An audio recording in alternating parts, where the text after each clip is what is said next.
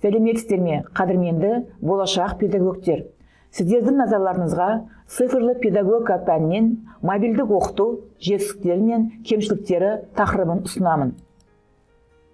Қарастыратын мәселелер: мобильдік оқыту ерекшеліктері, мобильді технологиялардың мүмкіндіктері, мобильдік оқытудың негізгі түрлері, мобильді технологиялардың артықшылықтары мен кемшіліктері.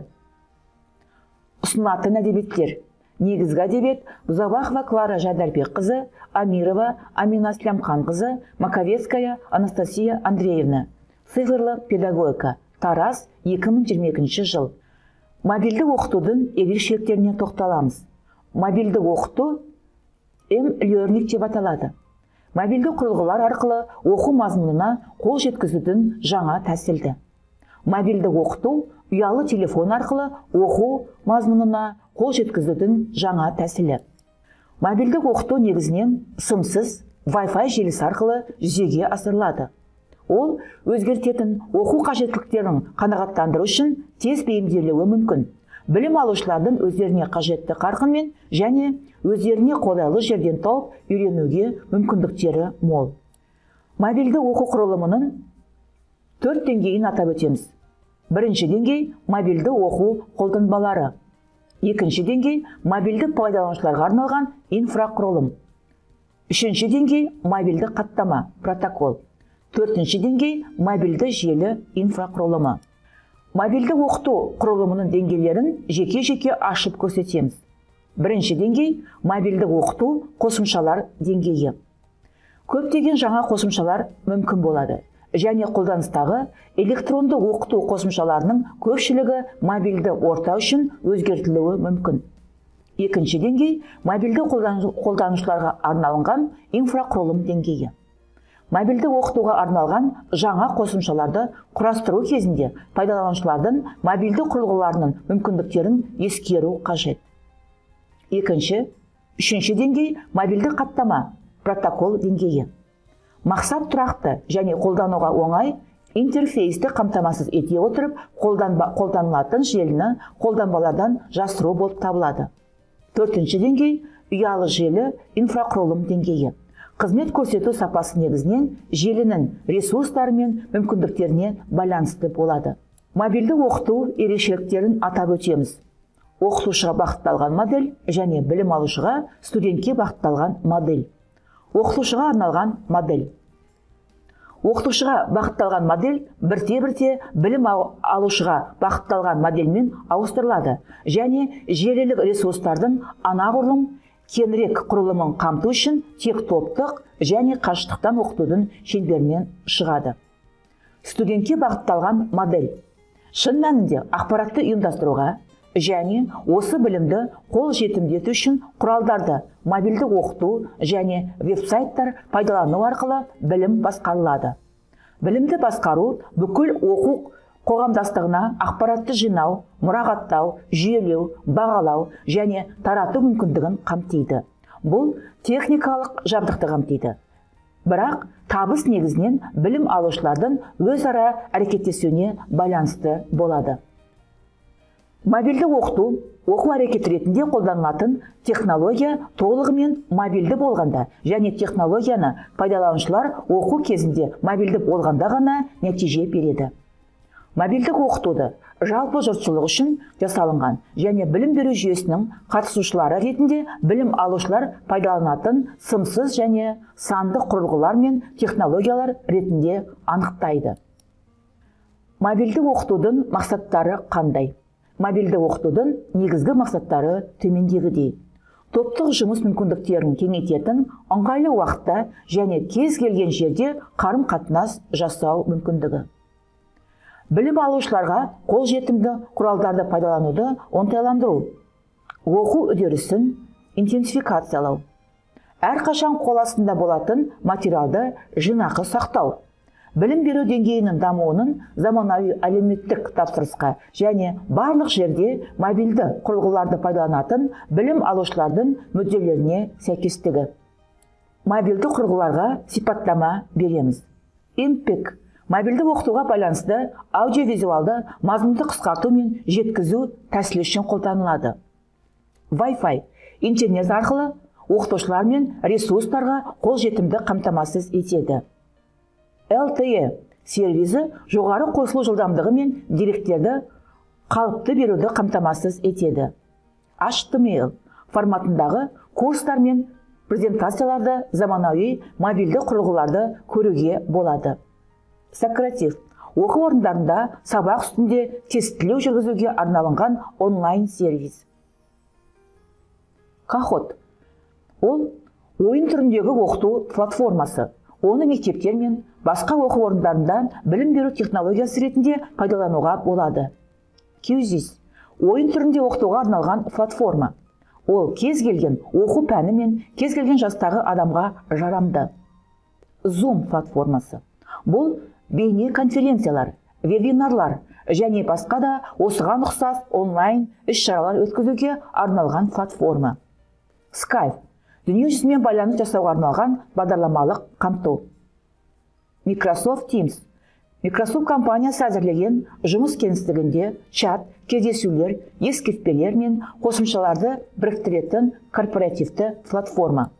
Google Meet кез келген көлемдегі компанияға үйлесетін және бейнеконференциялар, қашықтықтан әңгімелесулер, вебинарлар, виртуалды тренингтер, қашықтықтан сұхбаттар өткізуге мүмкіндік беретін Google платформасының бизнеске бағытталған нұсқасы. WizIQ виртуалды лабораториясы. Google Classroom оқытуды толығымен онлайнға көшіруге мүмкіндік беретін платформа. Nearport педагогтардың сабақтарға арнап тапсырылымдар жасауына және оларды білім алушыларға тура сабақ уақытында көрсетуге мүмкіндік беретін платформа. Learning App интерактивті модульдер, қосымшалар, жаттығулар арқылы оқу үдерісінің қолдануға арналынған қосымша. Визерме тегін қолдануға оңай тапсырмалар мен жаттығулар бар. Соның ішінде бейнеролик негізінде әзірленген интерактивті жұмыс парақтарын жылдам жасауға арналынған жылдам құралғы. EdUp білім беру платформасы әлемдегі ірі және кіші ұйымдар қолданатын жетекші LMS жүйесі. Дарын онлайн кез келген жерде, кез келген уақытта жоғары білікті оқытушылармен оқуға мүмкіндік беретін қашықтықтан білім беретін платформа. Edu жүйесі электронды мектептерге арналған білім беру платформасы. Білімленд бұл электрондық оқытудың әлемдік көшбасшыларының озық жетістіктеріне негізделген цифрлы білім беру платформасы. Күнделік платформасы мұғалімдерге арналған бірыңғай электронды білім беру ортасы. Жеке оқу платформаларына тоқталып көрейік. Сократив дидактикалық құндылықтары.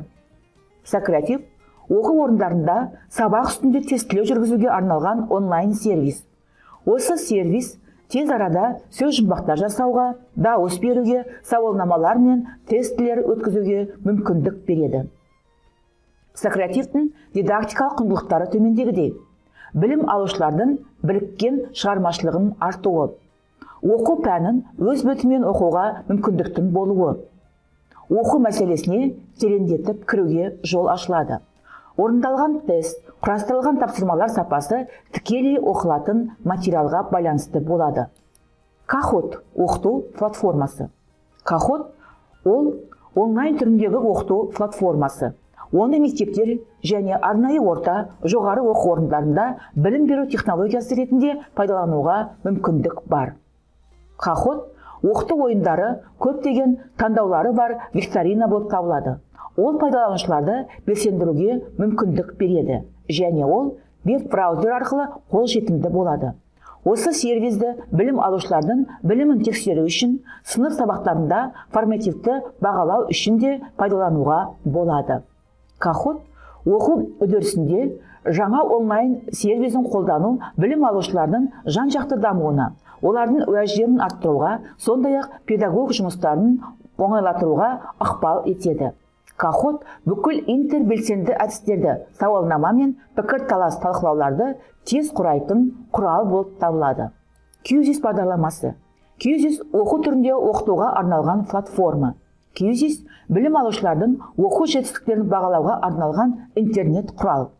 Білім алушылар дисплейінде тек жауаптар символы ғана емес, сонымен қатар қалауы бойынша ұлғайтылып алуға болатын суреті бар сұрақты да толығымен жіберуге мүмкіндік болады.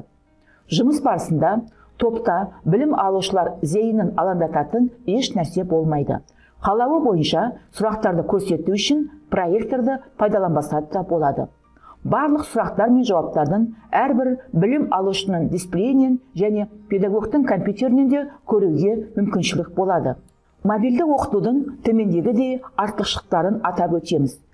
Білімге қолжетімділікті арттыру, нақты оқу қажеттілігінің жақындығы және білім алушылардың оқу үдерісінен алған әсерлерін бірден бөлісу мүмкіндігінің болуы. Бірінші артықшылық білімге қолжетімділікті арттыру. Компьютер және құрал жабдықтарды пайдалануда қолжетімсіз болуы мүмкін құпиялық жағдайында өз қарқынмен оқу мүмкіндігі. Танымал, өзара әрекеттесу тәсілдерінде жақсы қолдану, аудио материалдарға немесе әлеуметтік желілерге мобильді қол жеткізуге мүмкіндік бар.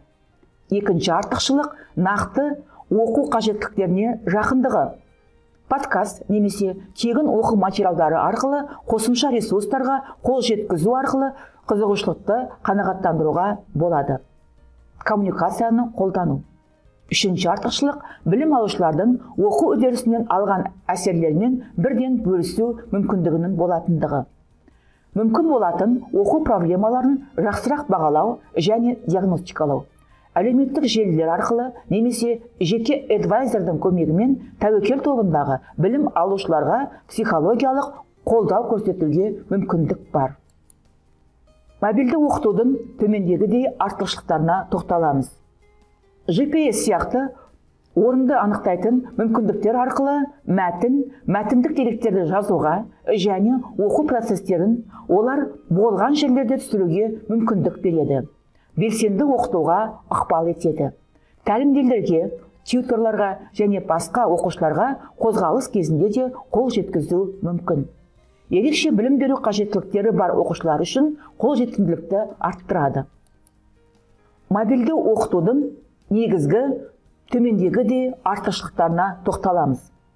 Кез келген жерде, кез келген уақытта қол жеткізуге болатындығы.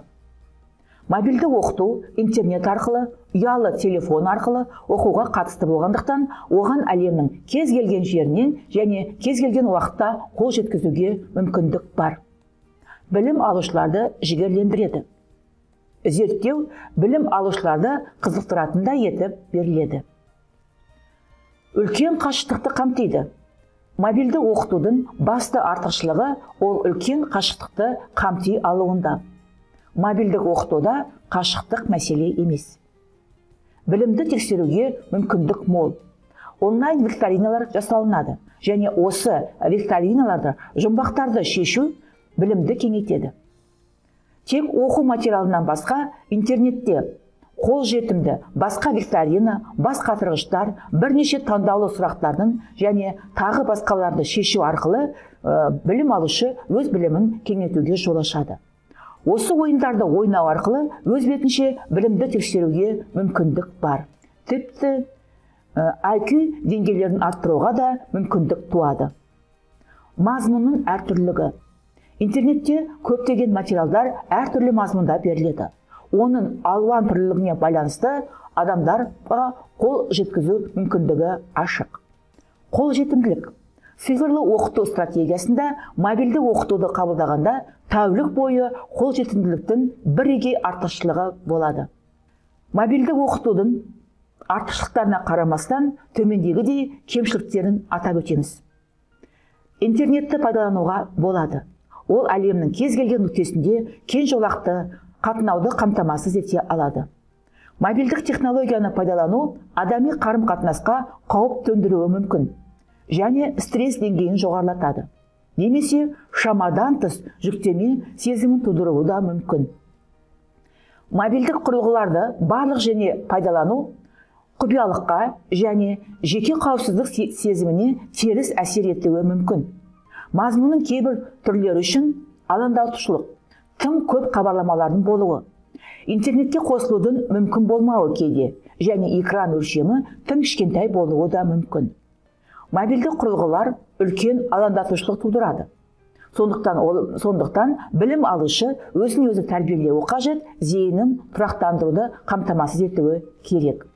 Интернетке қосылудың кейде болмауы, қосылу сапасының төмендігі және электр қуатына қолжетімділіктің шектеулігі. Қатысушыларда интернет байланысы немесе электр қуаты оңай болмаса, электронды оқыту үшін мобильді құрылғыларды пайдалану немесе тоғызуы мүмкін. Экранның тым кішкентай болуы. Егжей-тегжейлі кескіндері бар тақырыптар шағын экранда оқылмауы мүмкін. Мобильді оқыту сіз бөлгіңіз келетін мазмұнын белгілі бір түрлерінде жақсы жұмыс істемеуі мүмкін. Егжей-тегжейлі кескіндері бар техникалық тақырыптар, мысалы, шағын экранда оқылмауы мүмкін. Білім алушылар өздерінің қол құрылғыларының салыстырмалы түрде шағын экрандарында мәтінді оқуға дағдыланғанымен, бұл процесте олардың көру қабілетінің қаупі төнуі мүмкін. Ұялы телефонды пайдаланумен байланысты көзінің нашарлауы және бас ауруына шалдығуы мүмкін. Білім алушылардың бір күн ішінде пайдаланған экран уақытының шектен тыс көбеюі. Назар салып тыңдағандарыңызға рахмет.